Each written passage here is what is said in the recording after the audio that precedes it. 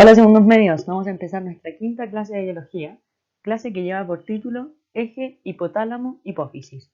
Yo sé que este título suena un poco enredado, es bien raro, pero ahora que lo vamos a estudiar se van a dar cuenta que es mucho más sencillo de lo que suena. El objetivo de esta clase es describir la regulación de las gónadas, es decir, ovarios y testículos, a partir del eje hipotálamo e hipófisis. En la clase del sistema endocrino estudiamos que a lo largo de nuestro cuerpo está lleno de glándulas, órganos que liberan hormonas. En el encéfalo tenemos el hipotálamo y la hipófisis, que son las que vamos a estudiar ahora, la glándula pineal. En el resto del cuerpo tenemos muchas otras, pero quiero que nos centremos en la número 7, las gónadas, ovarios y testículos. ¿Qué regulan las hormonas? Dijimos que las hormonas regulaban un montón de cosas. Estudiamos la concentración de la glucosa en la sangre y ahora nos vamos a centrar en la aparición de las características sexuales. Regulación hormonal de los sistemas reproductivos masculinos y femeninos. Ese es el gran tema entonces que vamos a comenzar a estudiar entre esta y las siguientes clases. En nuestro cerebro hay dos estructuras muy pequeñas. La primera, llamada hipotálamo, que está conectada a una segunda llamada hipófisis. Si hacemos un zoom de estas estructuras veríamos algo así, un poco complejo, pero quédense con la idea que es una estructura del cerebro. El hipotálamo secreta hormonas que viajan hasta la hipófisis y de la hipófisis pasan a la sangre. Como sabemos, las hormonas viajan en la sangre por todo el cuerpo, hasta llegar a su célula blanco, es decir, su objetivo. En el caso de la insulina que estudiamos en la clase pasada, su objetivo eran todas las células del cuerpo y el hígado, en el caso del glucagón, su órgano blanco era el hígado. Durante la pubertad, el cuerpo alcanza una cantidad de masa y de grasa que activa la secreción de hormonas sexuales desde el hipotálamo y la hipófisis. Estas hormonas actúan sobre las gónadas, los sistemas reproductores femenino y masculino, los ovarios, que liberan estrógeno y progesterona, y los testículos, que liberan testosterona. Estas hormonas regulan la aparición de características sexuales secundarias, que son cambios físicos que distinguen a hombres y mujeres en muchos aspectos. Por ejemplo, a los hombres se les ensancha la espalda y se les engresa la voz, a las mujeres se les ensanchan las caderas. Vamos a ver ahora cómo es esta regulación desde el hipotálamo a la hipófisis y desde la hipófisis a las gónadas. En el encéfalo tenemos el hipotálamo y la hipófisis, como ya vimos antes, dos estructuras pequeñas que liberan hormonas. Ahí en el encéfalo. En el abdomen se encuentran las gónadas, femeninas y masculinas. Femeninas, ovarios, masculinas, testículos. El hipotálamo libera una hormona representada con ese circulito rojo, una hormona llamada GnRH. ¿Por qué este nombre que suena tan raro? En inglés se llama gonadotrophin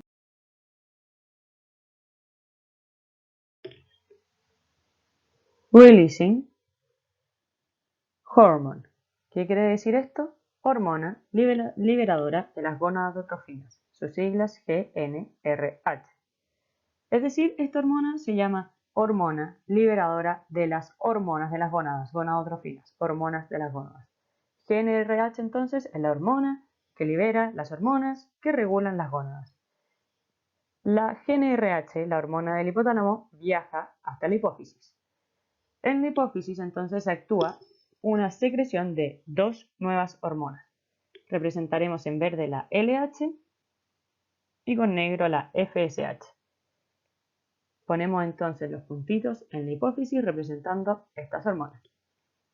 Como ustedes ya saben, las hormonas se liberan a la sangre. Viajan por todo el torrente sanguíneo, o sea, estas hormonas las vamos a encontrar en todo nuestro cuerpo, pero su órgano blanco, es decir, su objetivo, son las gónadas. Viajan por todo el cuerpo, pero ¿dónde activan algo? Al llegar a las gónadas. Ese es su órgano blanco. La LH y la FSH entonces viajan hasta las gónadas a través de la sangre. Las gónadas, que en el caso de las mujeres son los ovarios y en el caso de los hombres son los testículos. Con la llegada de estas hormonas, las gónadas se activan y a su vez liberan nuevas hormonas. Las hormonas de las gónadas también viajan por toda la sangre y su órgano blanco es el hipotálamo. ¿Qué sucede cuando estas hormonas llegan al hipotálamo? Lo inhiben, hacen que deje de generar GnRH. Entonces el hipotálamo recibe las hormonas de las gónadas, deja de generar GnRH. Como no hay GnRH, la hipófisis no se activa. Por lo tanto, disminuye la LH, disminuye la FSH, no se activan las gónadas. Como no se activan las gónadas, no liberan hormonas. Como no liberan hormonas, no se inhibe el gen RH, por lo tanto la gen RH vuelve a actuar. Actúa sobre la hipófisis, vuelve a liberar entonces LH y FSH. LH y FSH vuelven a viajar por la sangre y llegan a las gónadas. Entonces las gónadas se vuelven a activar. Como se activan, liberan una hormona. Esta hormona llega al hipotálamo. Por lo tanto, se vuelve a inhibir GNRH. Como no hay GNRH, se inhibe la producción de LH y FSH. Como no están esas hormonas, no se activan las gónadas. Como no están esas hormonas, no hay inhibición de GNRH. Por lo tanto, el GNRH vuelve a estimularse y así. Es un ciclo muy largo que siempre se repite. Este proceso largo que ya estudiamos se llama retroalimentación negativa.